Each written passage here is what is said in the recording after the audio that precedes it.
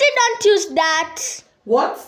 That's not for cleaning the utensils. Which? That one that you are using. This or this? The other one, that one. This one? Yeah, no. The other one, that one.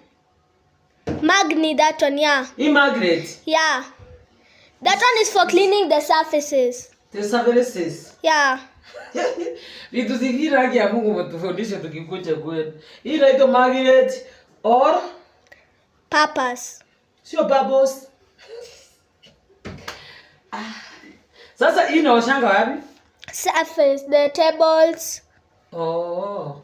Na ya vyombo iko? Morning fresh, that one. Morning? Yeah. Si kitu ni asubuhi? Yes. Sasa hii ni nini? That's the soap for cleaning the utensils. Mimi nipe sabuni nyingine.